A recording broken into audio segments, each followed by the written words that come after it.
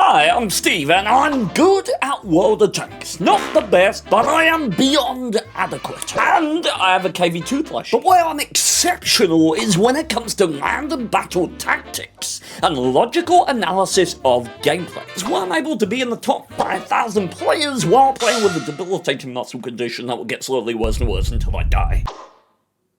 I named him Tim. So I recently became aware that Vanoss and his compadres, a very well-known and successful group of gaming personalities, have in fact done a few sponsored videos for WoT Tanks. Now, while these individuals may eclipse my good self in terms of YouTube success and possessing of social skills, now they're martyrs. So I thought I'd echo the sentiment displayed in many a comment on their videos from commanders like myself who, though while me may be very fond of their wacky ways and witty whims, it's also extremely painful to watch people who know literally nothing about the game attempt to navigate battlefield life with a potholed learning curve. So I'm gonna take a toll through their catalogue, point out some interesting facts, tell you what they did wrong, how they could have done better, how they could have won different game scenarios, and I'm gonna try not to lose my mind. However, given that it seems to have been painful for the average player to watch, I dread to think what it's gonna do to my autism-addled carapace. Joy-ho! We go! Section 1, and the things that immediately went wrong. Okay, so we'll start with the things that are common to the videos of all of these hired ninnies. Number 1, first and foremost, the map. Is there right here. This is my map. This is there. Mine, theirs. Mine, there. First up, it's freaking tiny! It's like trying to read the Declaration of Independence on a Game Boy Advance. The luxury of time is rarely afforded to you on the battlefield, so first fix, hit the plus and minus keys on your keyboard to adjust the size of your minimap. Number 2, information. What is this? What is that? Who knows? Who cares? Not like it conveys relevant information. Here's my map. Look at that tank name. Circle represents their last known hit point. Faded names are last known position. This circle is my current view range. This circle is the view range cap. This circle is the render distance cap. This minimap is chock-a-block goddamn full of information that is half a glance away. This map is the equivalent of a children's version of a Tolkien book. It's to kill a mockingbird without the racism. This map misses the feckin' point. Second step, open your general settings. Turn everything related to additional information on. Information is your greatest weapon. Imagine getting hit by Notepad versus laid out by a goddamn dictionary. One's gonna matter more than the other. Number 3, my penultimate peeve, HUD. Seems these guys are content with about as little information as humanly possible. Example, in WoT Tanks, vehicles have tiers from 1 to 10. God only knows what tier these guys are playing against because they haven't enabled that mark. It's extremely helpful to know what tier an enemy is because as a beginner it gives you an idea of how likely it is to use you as a chew toy. So solution here, settings, marker, enable all the things. My marker shows tier, tank outline, tank name, player name, HP out of total, and class. Information needed. Sure, I can tell what tier these opponents are because I recognize the names and I played most of them. The only way Vanoss and co would be able to do that is by looking at the tank name and then comparing it to the team lists.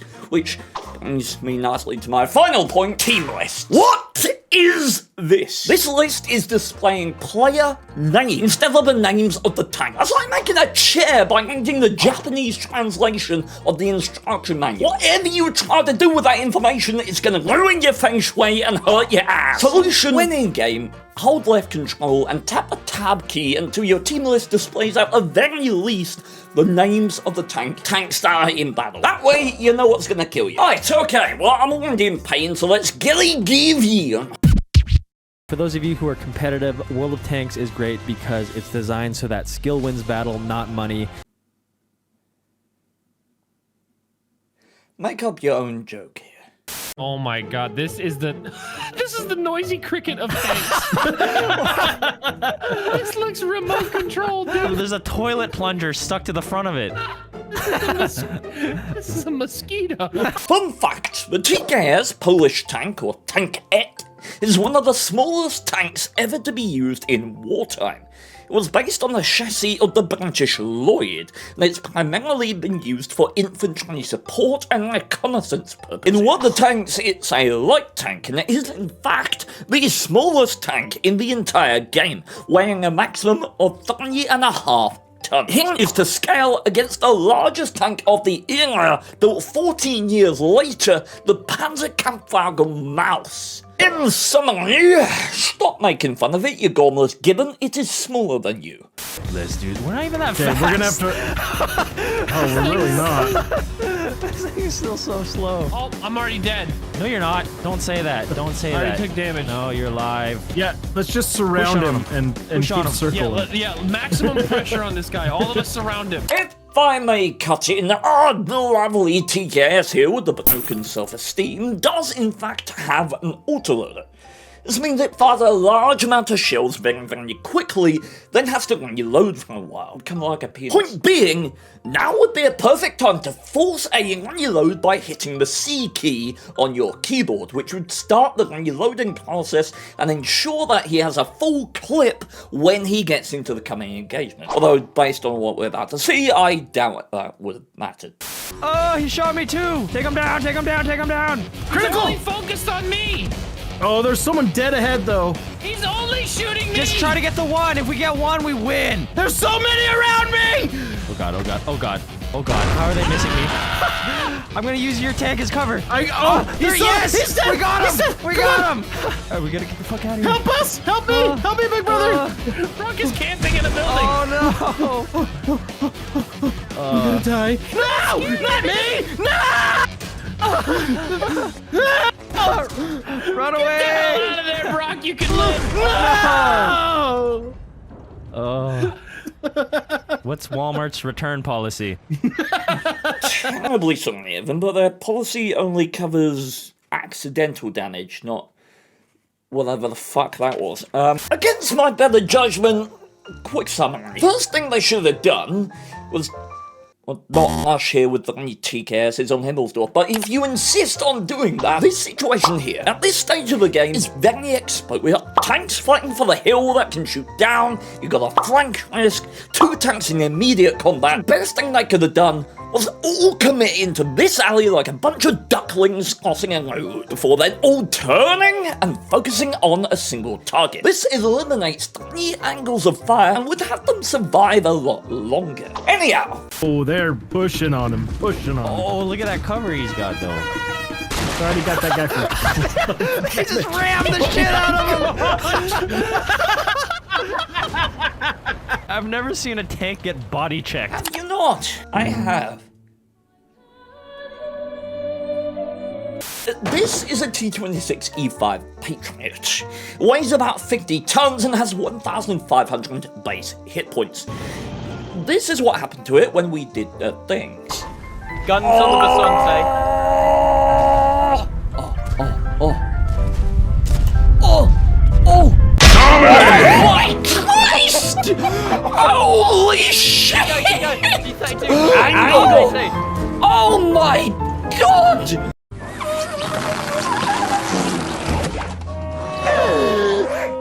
I've been violated. So yeah, now you've seen the tank get body checked. Oh, yeah. Oh God, come on, no!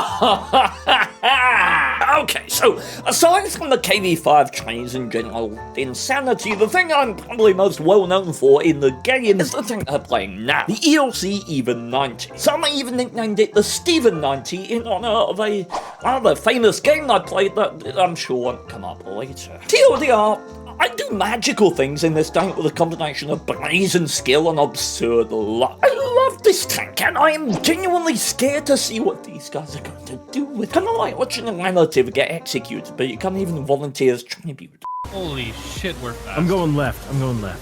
I'm sticking with you. Yeah, I'm sticking with you. Those computer processors must stick together. Okay, oh, we gotta play it safe now. Play it safe. You're E3 on Overlord within the first 40 seconds of the game, and now you want to play it safe. But to have gone to the beach for the tactical precedence this had, I know we're 3 of the most fragile tanks in the entire game with no penetration and no hit points. Let's make like a bike pedal and push. Not as much use as a wax-flavored dildo. I'm hurt. I can't move. I drove the hell away. You son of a bitch. Don't leave us. Oh god, oh god, oh god. I heal. I'm dead. Well, shockingly, they died to heavy tanks. And a 5100. Comedy. I'm dead. Don't worry, boys. I got this. It's a new strategy. I'm just gonna sneak into their base and steal the flag. You can...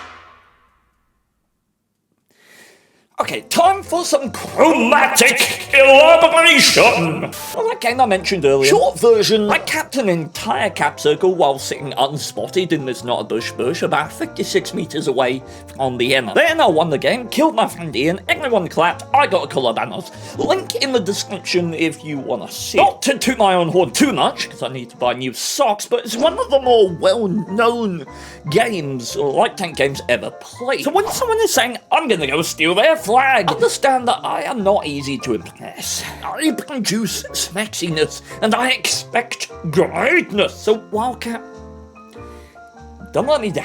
Whoa, he has no idea. Oh, this guy does. That guy's fast. What the hell? Get so fast! What the What? Let him go. Thanks. Remember that. What the shit? Oh, jump off the cliff! Big air!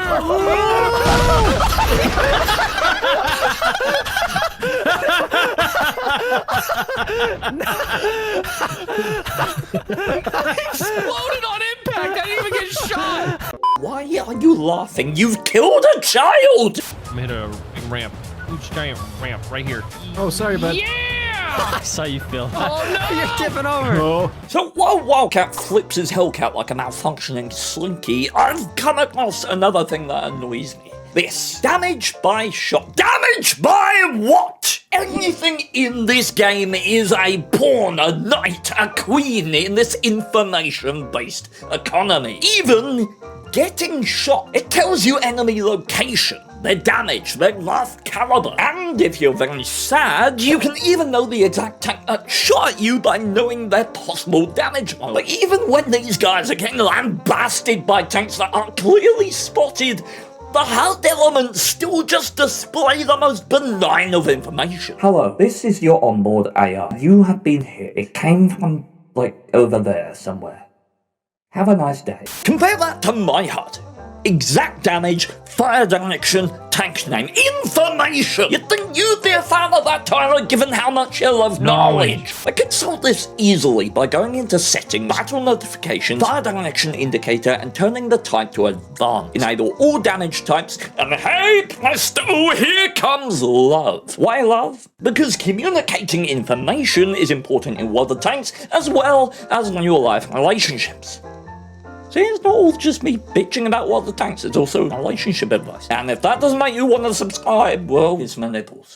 Fiat 3000, boys and girls, aka Baby Bird. Hey, there's only one bird tank in the game, and that is the duck, so I have none of that nonsense, thank you very much. Look at this guy on our team behind us. Check this guy out. Look This at- one right here. Look at this guy. One's dope.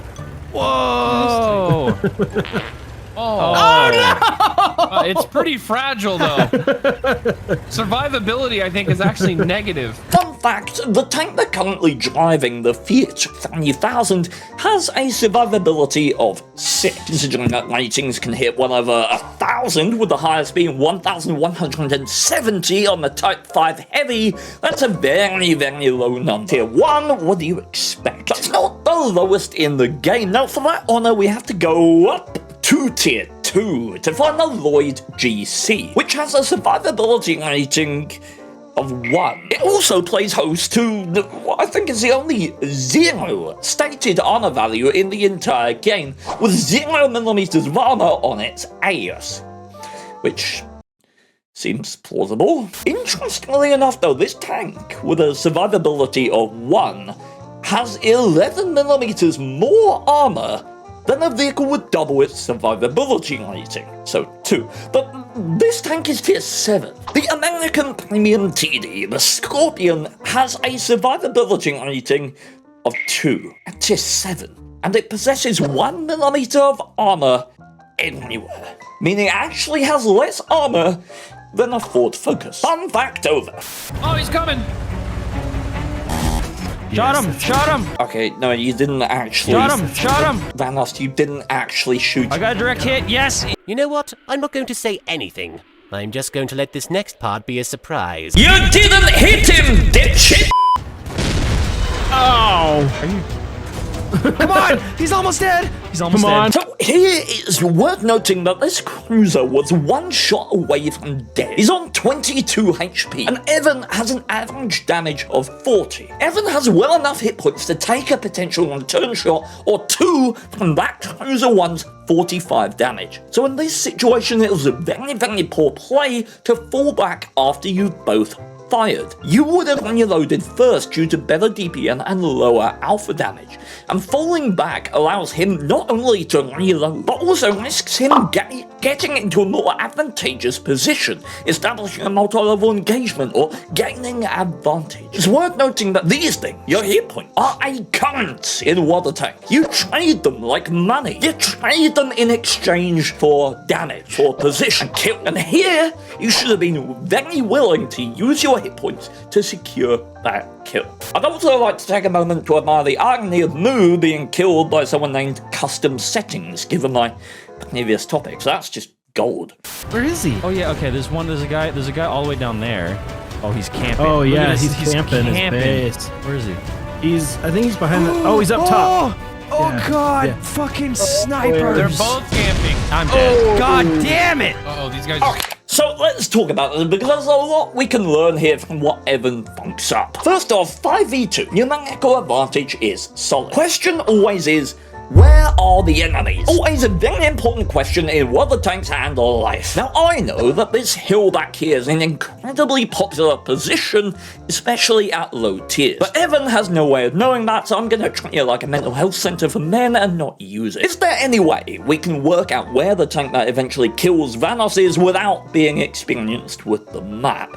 Yes. First, we look at the team list. This guy has 3 kills. If we were paying attention during the game, we could have seen what he killed by looking at the kill feed, and subsequently work out where he can be by seeing what positions have shots on those that he killed. If you turn one guy to scrap metal here, one here, and one here, it's fairly simple for us to say where he cannot be. Worth noting, Vanoss's platoon mates will also have a kill screen saying killed by etc, right? Which could help as well. Regardless, we know based on how the game played and where our tanks were that in order to get 3 kills, he must be in a position that has shots over either the middle or the island. Probably both, because we only sent 1 vehicle to the east. So if he went there, he wouldn't have 3 kills. Plus, he likely would have been seen at those kind of ranges. Furthermore, the greater the number of kills a tank has,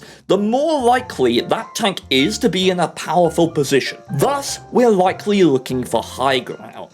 High ground grants better vision and more angles of fire, and we're looking for somewhere that he could stay at distance so as to be unspotted. In conclusion, we're looking for a high ground position that has shots over the middle and the coast. So there's a couple of ways that Vanoss and co could have deduced where the remaining unspotted tank was. Subsequent to that, I'll try not to overcomplicate this. Foliage in WoT tanks, be that trees, bushes, or whatever the fuck this is, provide concealment to vehicles on the other side or within them, with vehicles only being able to see through them fully when within 15 meters. So when approaching this situation, the correct play would be to hug this wall and move up behind this foliage. Thus you maintain its concealment whilst you have a look through it and see if you can acquire information. Moving out wide outside of the cover of these bushes was very poor play because it allowed him to be spotted and shot. Now it's likely, given the values at play here, that he wouldn't have been able to detect the enemy from these bushes anyway. So what do you do at that point? Well, you never want to go linearly into a fortified position. Field Marshal Haig has formulated a brilliant new tactical plan to ensure final victory in the field. Will this brilliant plan involve us climbing out of our trenches and walking very slowly towards the enemies? Huh? How could you possibly know that, Blackadder? It's classified information. The objective here is to close the distance while maintaining as much cover as possible. When tanks in water tanks are within 50 meters of each other, they are automatically spotted. This is called proximity or proxy spot. So when facing a high ground camping opponent, placing a vehicle up under them immediately compromises their position and means that they cannot go unspotted. So how do we do that here? Well, a couple of ways. Easiest and most appropriate right now is to pull back to here and get closer by going down in the water. It presents a harder shot for the enemy and far more cover. And getting down to an oblique angle like this is likely to be able to see a vehicle hiding behind the rock that cannot be seen from the front. An alternative is to do a full relocation. Flank around the hill and try to worm your way under from that route. It's less appropriate here, certainly, because teammates at tier 1 are generally not blessed with patience. But as it happens, one of Evan's teammates does eventually make the water play, so we can just see how it goes. One guy pushing. They got one left. They just go into their base. I'm surprised the tank was tall enough to get through that. Oh! He's getting shot at. He found him. He found him. He did the smallest He did 19 damage. Oh god, he's gonna die.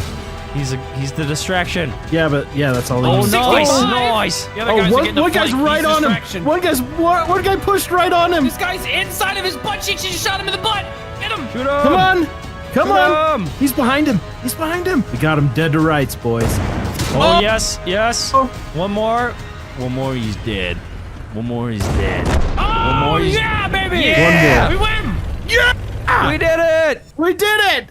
And it was all thanks to us. Yep. Hell yeah. And there you go. Good job, everyone. GG. Well played. Next. Would be next, but this video is 20 minutes long, so tune in for the next episode where I'm gonna finish up Vanoss's video and look into the escapades of some of the others as well. Will I maintain my sanity? Will I stop being a 27-year-old virgin?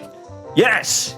Because I'm 28. Not putting that in. And waste time, mate. If you're still here, you probably enjoy my stuff, so there's more in the description, and there'll be some videos on the outro screen that I'm sure you will love. Farewell, have a nice day. Humanity peaks at our community manager. He is mentally jacked and strengthening our backs just like the counterweight on the turret of the challenger. Cause if we find ourselves in a crappy mood, you will brighten our day just through your attitude. Steven and Peabody, badass crew. So please take the song as a token of my gratitude.